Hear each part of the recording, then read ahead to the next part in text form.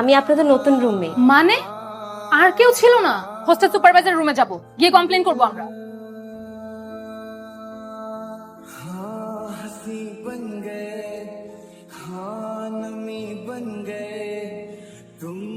কি আপু কিছু খুঁজছেন? আমি অনেকক্ষণে আপনাকে ফলো করছিলাম।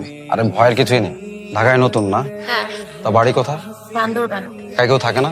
না, সমস্যা নেই, ঢাকায় প্রতিদিনই অনেক মানুষ আসে, এসে আপনার মতনই ঠিকানা খোঁজ করে। কেউ কেউ পায়, আবার কেউ হারিয়েও যায়।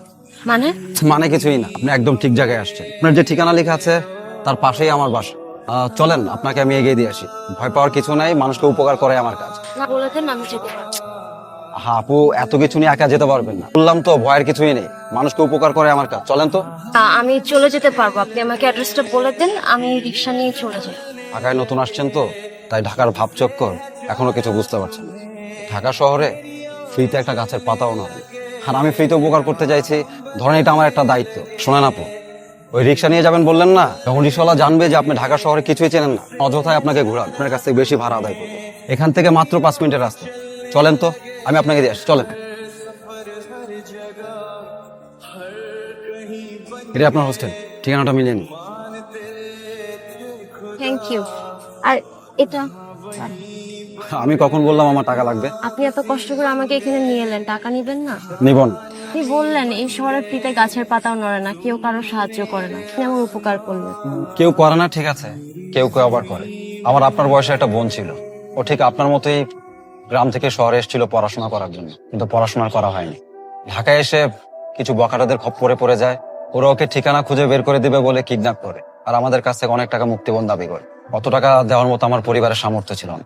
আমরা পুলিশকে জানিয়েছিলাম, কিন্তু পুলিশ ওকে উদ্ধার করার আগেই ওরা ওকে মেরে ফেলে। বোনটার সাথে আমার সেদিনই শেষ কথা হয়। আমি ঢাকায় এখন একটা চাকরি করি, ওই বখাটেগুলোকে খুঁজে।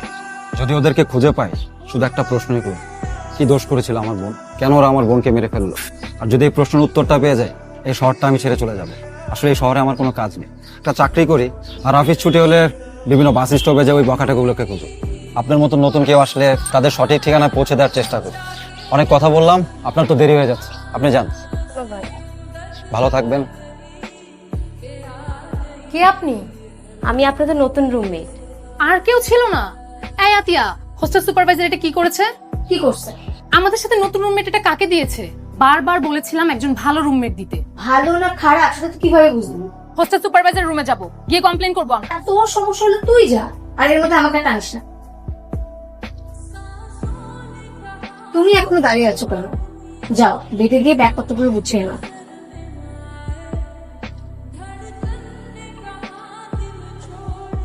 আমাকে বলে কিনা আমার সমস্যা থাকলে আমি যেন বের হয়ে যাই। একটা নতুন একটা মেয়ের জন্য সে আমাকে অপমান করলো। কি রে, তুই কি এখনো চুপ করে থাকবি? আপনি এই রুমে আসছেন ভালো কথা, কিন্তু এখানে বেশি দিন থাকা যাবে না। সুপারভাইজারকে বলে অন্য রুমে চলে যাবেন, আর না হলে আমি থাকবো না এখানে। Inu ketleng ni ro tai khom ka poi lo don la ko I he nu তো নতুন রুমমেট হ্যাঁ। চাইনিজ না জাপানিজ? আর এতক্ষণ কোন দেশের ভাষায় কথা বলতেছে? হাই মে, বড়াপু কি বলছে শুনছো না? ji shunsi আরে এই তো দেখি বাংলায়ও কথা বলতে পারে। এই, কার সাথে কথা বলতেছিলা? মায়ের সাথে। মায়ের কাছে কমপ্লেইন? কমপ্লেইন না, ঠিকমতো পৌঁছাইছি সেটা জানানো। কোনো তোমাকে একটা কথা বলি, এখানে থাকতে হলে খাঁটি বাংলা ভাষায় কথা বলতে হবে, চাইনিজ বা জাপানিজ ভাষায় কথা বলা চলবে না, বুঝছো? জি বুঝছি। ওই থেকে আসছে এটা। তোমাকে না বলেছিলাম সুপারভাইজারের সাথে কথা বলতে বলেছিলা? আপু তাহলে যাওনি কেন এখন রুম থেকে? কোথাও কোনো সিট খালি নাই, সুপার বলছে এই রুমেই থাকতে। আমি যে তোমাকে রুম থেকে যেতে বললাম সেটা তো কোনো রুমে সিট খালি থাকলে আমি নিজেই চলে যেতাম। সেটা আমার দেখার বিষয় না। তোমার সাথে আমি রুম শেয়ার করতে পারবো না, তুমি এই রুম থেকে বেরো। আপু আর কয়েকটা দিন থাকি। কয়েক মিনিটও না। কি হলো, যাও।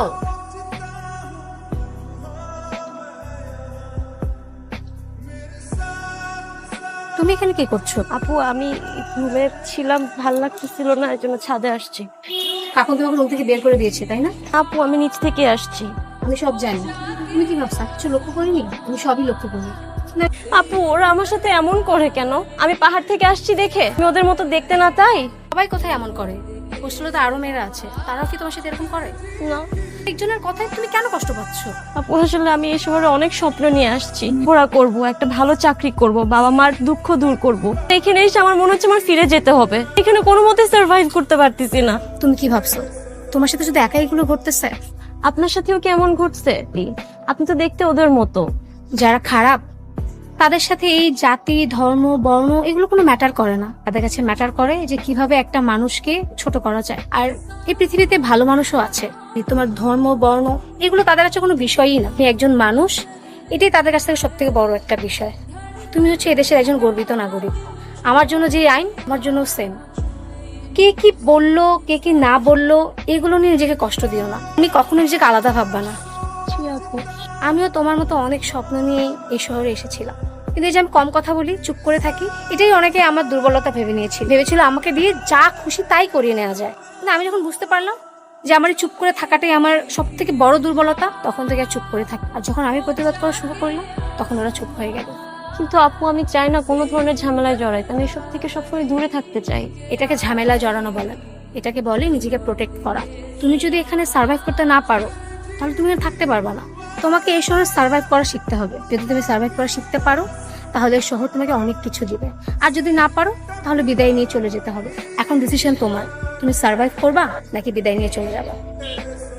টাইমে তুমি এই রুমে কেন আসছো? তোমাকে বলছি না এই রুমে আসবা না। এই রুম আমার, আমি এই রুমে থাকবো। তুই আমার মুখে মুখে তর্ক করিস, বের হ রুম থেকে। আমি এই রুম থেকে যাব না। আপনার সমস্যা হলে আপনি বের হয়ে যান রুম থেকে। কি রাতিয়া, তুই চুপ করে থাকবি? বিদেশি মেয়ে উড়ে এসে জুড়ে বসছে, আমাকে বলে আমার রুম থেকে বের হয়ে যেতে। কে বিদেশি? আমি এদেশের নাগরিক, একজন গর্বিত নাগরিক। এদেশ আপনার যতটাই, ঠিক ততটাই আমার। উড়ে এসে জুড়ে বসছে মানে কি? আমি তো অন্য কোনো দেশ থেকে আসিনি। এদেশ আমার, এটা আমার জন্মভূমি। এই দেশের যতটা অধিকার আপনার রয়েছে, ঠিক ততটাই আমার অধিকার রয়েছে। আপনি সমতল ভূমির মানুষ, আমি পাহাড়ে বড় হওয়া মানুষ। আমি জানি কিভাবে সার্ভাইভ করতে হয়। সুতরাং আপনি নিজেকে সম্মান দিতে হলে আপনি আরেকজনকেও সম্মান দেন। তোরা প্ল্যান করেছিস আমাকে অপমান করার জন্য। আমি তো দেখতেছি এই মেয়েটা আসার পর থেকে তুই ওকে বিভিন্নভাবে অপমান করে যাচ্ছিস। আচ্ছা তুই একবার ভাবতো, ও তোর পরিবার ছেড়ে চলে এসেছে, তো আমাদের তো উচিত ছিল ওকে পরিবারের মতো করে মেন্টালি সাপোর্ট করার।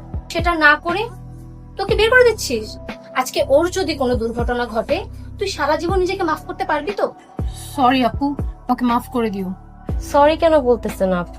আপনারা আমার বড় বোন, আর আমি তো ছোট। আমি ভুল করে তো আমাকে শাসন করবেনি।